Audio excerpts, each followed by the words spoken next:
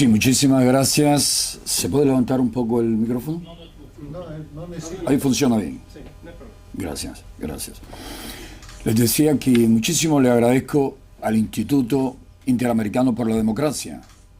Mucho le agradezco al señor don Tomás Regalado, también a Carlos Sánchez, Berzaín, a Armando Valladares y además ilustres amigos que hoy se encuentran aquí. Venía con mucho valor, venía muy firme y decidido a compartir con ustedes mi experiencia en la lucha por la libertad y la democracia de mi país, de mi patria, de Cuba, y también por la libertad y la democracia para todo el continente. Pero nuestro amigo Armando Valladares me acaba de dar un susto tremendo cuando me dijo: muchísimas personas te van a estar observando. Me he preparado durante años para enfrentar la cruda y brutal represión de los esbirros de la tiranía, pero a veces nos asustamos un poco cuando nos dicen que hay un público bueno, un público compuesto por personas de bien, amantes de la libertad y la democracia, que nos está observando. Pero voy a tratar de acopiar fuerzas y valor y resumir de la mejor manera posible lo que ha sido nuestra lucha durante los últimos años y cómo hemos llegado a tan triste y lamentable situación, a tan terrible situación en la mayor de las Antillas, y lo que ha venido ocurriendo en otras naciones del continente como Venezuela, Nicaragua y en buena medida hasta hace poco en Bolivia, tiene que ver también con la existencia de un régimen comunista en la patria de Martí, en nuestra querida y amada Cuba. Todos sabemos cómo llegamos al momento actual. Todos sabemos cómo se fue profundizando la crisis que hoy vive nuestra nación. Primero, todo comenzó con falsas promesas, con engaño. Fidel Castro y sus más cercanos seguidores, porque la inmensa mayoría también le acompañaron, engañados. Le prometió al pueblo cubano devolverle, restituirle la Constitución de 1940. Prometió al pueblo cubano resolver los problemas que nuestra sociedad tenía allá por la década de 1950 del siglo pasado. Mínimos problemas si los comparamos con los muy graves problemas creados por el régimen impuesto, instaurado por engaño y con terror por los comunistas en Cuba. Luego del triunfo, muchos cubanos creyeron que había llegado la hora en que una revolución democrática haría por lo cubano lo que faltaba por hacer. Nuestra nación en esa época era una de las naciones más desarrolladas de Latinoamérica. Tenía altos índices, no solamente económicos, sino también en materia de educación, de salud y otros, que luego con el tiempo el régimen usó, y me refiero a la salud y a la educación como sus principales banderas, mito que ya hoy en día no tiene sustento alguno. Un hombre que dijo siempre no ser comunista, luego, en 1961, a raíz de la, por desgracia, fracasada operación de Bahía de Cochinos, operación que pretendía salvar a Cuba del comunismo que ya se iba instaurando. Desgraciadamente, la administración estadounidense de aquel entonces abandonó a nuestros compatriotas y ya el régimen contaba con mucho apoyo de regímenes afines, de regímenes incluso comunistas, como era el caso de la Unión Soviética. Fidel Castro termina diciendo que él era comunista y que siempre lo fue. Una gran mentira que siempre negó hasta ese momento. Vimos lo que pasó a continuación, la crisis de los misiles y la, por desgracia también, nefasto acuerdo entre la administración estadounidense con los comunistas soviéticos, con Nikita Khrushchev. El pacto de que si los soviéticos retiraban los misiles, Estados Unidos no intervendría o no haría nada para ayudar al pueblo cubano a alcanzar la libertad, a alcanzar la democracia, a tener de verdad nuevamente funcionando la Constitución democrática de 1940. Con el apoyo soviético, con el apoyo económico, con el apoyo de asesores militares, de armamento, de tropas y con el apoyo de otras naciones comunistas, como el apoyo que le dio la Stasi de la Alemania Oriental y todos los países que formaban parte del Pacto de Varsovia, todos los países comunistas de Europa Oriental, el régimen cubano se constituyó en un serio peligro no solamente para la libertad y los derechos humanos de los cubanos, sino también para la libertad, la democracia y los derechos humanos en toda América Latina y en todo el continente. El régimen cubano se convirtió en una amenaza incluso para los Estados Unidos. El régimen cubano envió incluso con el apoyo soviético a cubanos, a jóvenes cubanos engañados a morir y a matar y a morir en otros continentes. África, por ejemplo, Angola, Etiopía, por mencionar dos casos. Con ese importantísimo apoyo soviético, el régimen cubano se consolidó, se convirtió en un Estado totalitario que todo lo controlaba y que aún, por desgracia, lo sigue controlando casi todo. Y digo casi todo porque ya no puede controlar las ansias, los deseos de un pueblo que cada vez protesta más, se levanta más, resiste más, porque quiere vivir con libertad, quiere vivir con democracia, quiere que se respeten sus derechos humanos, quiere salir de la profunda miseria, de la destrucción total en que el régimen castrocomunista ha sumido a nuestra nación. Con ese apoyo, y durante años, no quedó otra opción para muchos compatriotas que el exilio, salir en busca de libertad, de respeto a sus derechos elementales y de oportunidades a otras tierras.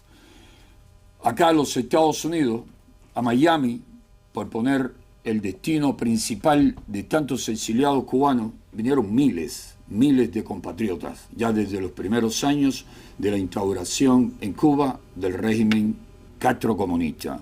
Y hemos visto cómo con su esfuerzo, con sus talentos, con sus habilidades, los cubanos ayudaron a hacer de Miami una floreciente y próspera ciudad, una de las ciudades más prósperas y florecientes del continente, mientras que La Habana, la ciudad o una de las ciudades más prósperas y florecientes del continente del Caribe, en aquella época se ha convertido en una ciudad en ruina, y aún peor el resto de las ciudades cubanas. Vino la caída del campo comunista, del bloque comunista, y muchos cubanos creímos que pronto caería ese régimen criminal, ese régimen incapaz de garantizarle a los cubanos al menos los tan cacareados derechos económicos, sociales y culturales de lo que tanto alardearon. Y que, repito, es un mito en el que ya nadie, a estas alturas, cree. Muchos creímos que el cambio estaba cerca y muchos nos dedicamos, cada cual según podía, cada cual según su óptica, su visión, sus posibilidades, a dar nuestro aporte, nuestro concurso para que esa transición a la democracia ocurriese lo antes posible. Y estoy hablando de principios de la década del 90. Surgieron organizaciones de derechos humanos, surgió el Comité Cubano Pro Derechos Humanos, surgió el periodismo independiente dentro de la isla y otras organizaciones y otros grupos y otras personas que comenzaron a trabajar en medio de un ambiente muy peligroso por la siempre muy fuerte represión que desata el régimen contra toda voz disidente, contra toda voz opositora, contra toda voz contestataria. Años de lucha y de prisión para muchos compatriotas. Recordemos, por ejemplo, la prisión de los firmantes de La Patria de Todos, de Marta Beatriz Roque, Felipone Carcasé, Vladimiro Roca y René Gómez Manzano. Y remitiéndome un poco atrás, no debemos obviar la heroica resistencia del presidio político cubano durante la década del 60, 70 y 80. Acá tenemos a uno de esos héroes de aquellos tiempos, Armando Valladares, los presos plantados, que sin duda, como he repetido en varias ocasiones, son de esos compatriotas, de esas personas que un poeta estadounidense retrató, resumió con los siguientes versos: las vidas de mayor grandeza nos llaman a seguir su derrotero, para dejar en la arena de los tiempos nuestro propio sendero, con tal de que a otros más les quede obvio el rumbo verdadero. Ellos, los presos de esos años, de esas décadas, con su ejemplo, con su valor, con su firmeza, con su heroísmo, trazaron el camino a seguir, el camino de la resistencia, de la firmeza, del compromiso con esos sagrados valores que son la libertad, la democracia, los derechos humanos y la economía de mercado. Pasó la década del 90, tuvimos el éxodo masivo del 94, agosto del 94, las protestas primero, el éxodo después, protestas masivas en la capital de Cuba, en La Habana, represión muy fuerte, brutal contra quienes protestaban, y luego el éxodo. Miles de cubanos salieron nuevamente en busca de libertad y de oportunidades a otra tierra. Miles de compatriotas salieron huyéndole a la brutal represión de un régimen capaz de todo crimen con tal de mantenerse, de permanecer en el poder. A mediados de esa década me uní a la oposición no violenta en Cuba. Comencé primero en una organización juvenil y luego llegué al Movimiento Cristiano Liberación. Con el Movimiento Cristiano Liberación comenzamos la campaña a favor de la iniciativa ciudadana Proyecto Varela. Cuando el régimen vio el impulso, el auge que estaba teniendo esta iniciativa, pues el régimen nos llevó a prisión a 75 activistas pacíficos, defensores de los derechos humanos, líderes de organizaciones políticas, gestores del Proyecto Varela, periodistas independientes, escritores, y nos condenaron a penas que iban desde los 28 años de prisión que le impusieron a Luis Enrique Ferrer, mi hermano, hasta los 6 años de prisión que recibió un activista de Las Tunas, el que recibió la más baja sanción. La mayoría fuimos condenados a prisión de más de 20 años, sanciones de más de 20 años en las más terribles prisiones que ha conocido el hemisferio occidental, que ha conocido el continente americano. Pasé 8 años en prisión. En prisión sufrí golpiza, tortura y vi todo tipo de abusos y crímenes contra otros activistas, otros prisioneros políticos, otros hermanos de causa. Vi incluso, o supe, porque no estábamos en la misma prisión, pero yo había pasado por esa tenebrosa prisión que es Kilo 8 en Camagüey, o la 26, o se me perdió la llave, como generalmente se le conoce. Allí enfermó grave de muerte nuestro hermano de lucha Orlando Zapata Tamayo, que terminó muriendo en un hospital de la tiranía en la capital, en La Habana. Allí experimenté, vi, sufrí todo tipo de abusos, de tortura, de crímenes por parte de los esbirros, de los carceleros al servicio de la más infame de la dictadura que ha conocido nuestro continente. Salí de prisión a los 8 años. Una prisión de 25 años era la condena que me habían impuesto. La fiscalía llegó a pedirme la pena de muerte. Salí de prisión y al salir me tocó que mi patria, mi nación, estaba en peores condiciones que la que tenía 8 años atrás cuando nos encarcelaron, que la represión y los controles excesivos del régimen comunista habían aumentado la crisis económica y que habían profundizado la crisis en cuanto a vivienda, transporte, salud, educación, la crisis profunda en todos los sectores, en todos los ámbitos, en todos los campos de la sociedad, de la vida de la nación. Comenzamos a reestructurar nuestro activismo, fundamos la Unión Patriótica de Cuba y esta organización empezó a crecer por toda la isla. Y junto a otras organizaciones como las Damas de Blanco, el Movimiento de Resistencia Cívica Orlando Zapata Tamayo y otros grupos muy importantes de la oposición prodemocrática, empezamos a levantar los ánimos de nuestro pueblo y el activismo crecía. Todo parecía indicar que ahora sí íbamos por muy buen camino y que la tiranía no iba a parar los esfuerzos de un pueblo deseoso, de un pueblo que quería o que quiere, que sigue queriendo vivir en libertad.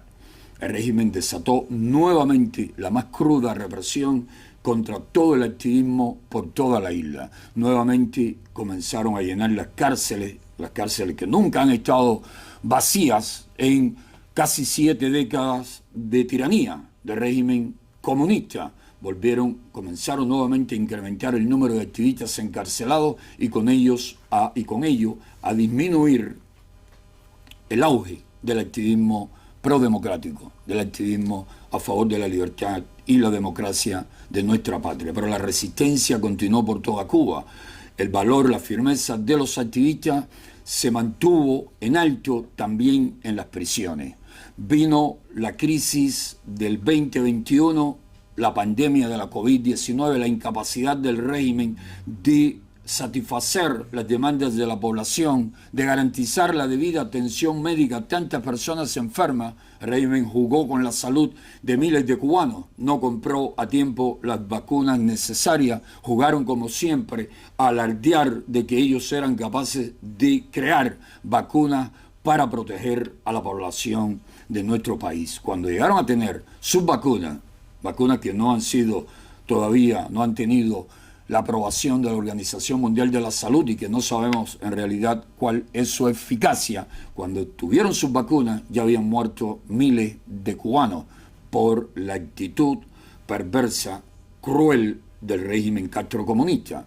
Eso hizo posible que el pueblo, ya cansado de tantos abusos, saliese masivamente a las calles de muchas ciudades y pueblos de nuestra nación. Y estoy hablando del 11 de julio de 2021. Ese día salí a la calle con mi hijo, que lleva mi nombre, José Daniel Ferrer Cantillo, su segundo apellido, y fuimos apresados, como otros miles de compatriotas, a lo largo y ancho de nuestra nación. Nuevamente las cárceles llenas de activistas y de personas de pueblo que no militaban en ninguna organización, pero que como nosotros, los defensores de la libertad y la democracia, querían libertad, querían transformaciones, cambios, respeto a los derechos humanos y querían sobre todo solución para los problemas de salud y para la miseria extrema que estaba viviendo nuestro pueblo, nuestra nación. Llenaron, repito, las prisiones y las torturas, los abusos se incrementaron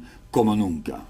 He sufrido en carne propia torturas, golpizas y humillaciones que nunca pensé que a estas alturas, en el siglo XXI, en 2025, el régimen castrocomunista fuese capaz de emplear para aterrorizar al pueblo, para mandarle el siguiente mensaje a los cubanos. Si protestas, si te organizas para luchar por la libertad y la democracia, te vamos a hacer esto que le estamos haciendo a los prisioneros políticos que se mantienen firmes, que se mantienen en una actitud, en una posición vertical en la lucha por el fin de la tiranía y el inicio de una Cuba democrática. Nunca pensé que llegasen a ese punto, no porque olvide que son crueles e infames en extremo, sino porque cada vez tenemos más amigos, más aliados en el mundo, más personas solidarias que defienden la causa del pueblo cubano y que son solidarios con las víctimas de la represión. No pensé que se atreviesen, incluso teniendo en los Estados Unidos una administración muy amiga que desde que el 20 de enero llegó al poder comenzó de inmediato a tomar medidas enérgicas y muy positivas en contra de la dictadura y para favorecer la lucha del pueblo cubano en aras de la libertad y de la democracia. El régimen cada vez se muestra más agresivo, cada vez encarcela más activistas, el régimen cada vez aplica más tortura y tratos crueles, inhumanos, degradantes en sus muchas prisiones a lo largo de todo el territorio nacional. El régimen, aunque ha sumido a nuestra nación en la peor crisis de la historia, aunque nuestra nación está devastada, destruida por completa, aunque nuestra nación parece más bien una especie de aldea medieval que una nación en el siglo XXI, en 2025, el régimen sigue siendo no solamente un peligro para nuestro pueblo, sigue siendo una amenaza para la libertad, la democracia y los derechos humanos en el continente. El régimen cubano es un aliado imprescindible para el régimen venezolano de Nicolás Maduro. El régimen cubano también es un aliado muy importante para el régimen de Daniel Ortega y Rosario Murillo en Nicaragua. Y el régimen cubano es aliado, estrecho aliado, aliado estratégico de Rusia, de China, de Irán, de Corea del Norte, de Vietnam, de Laos y de otros regímenes comunistas o neocomunistas. El régimen cubano desea muchísimo que su aliado Venezuela se convierta en lo que se convirtió Cuba después de la crisis de los misiles, ante las necesarias presiones que en estos momentos Estados Unidos y el pueblo venezolano están ejerciendo contra el régimen narcoterrorista de Nicolás Maduro. El régimen cubano desea, como también lo desea Maduro, que Rusia, que China los armen, los rearmen al máximo posible para mantener sus dictaduras y para convertirse cada vez en un peligro mayor para la seguridad de los Estados Unidos y la libertad y la democracia en todo el continente. Mi nación, Cuba, agoniza. Mi nación vive los peores momentos de su historia, pero también Cuba y el pueblo cubano que vive dentro y el pueblo cubano que vive en el exilio, que vive disperso por todo el planeta,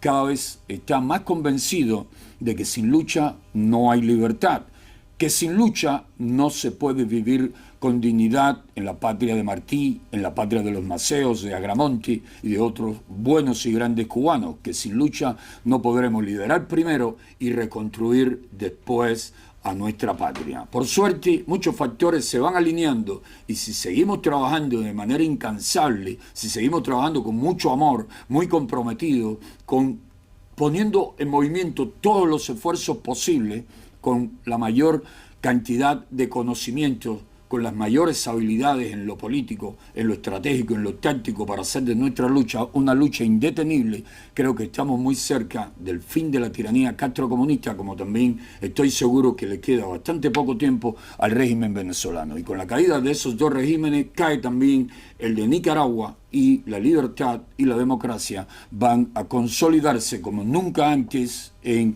nuestro continente. Muchísimas gracias.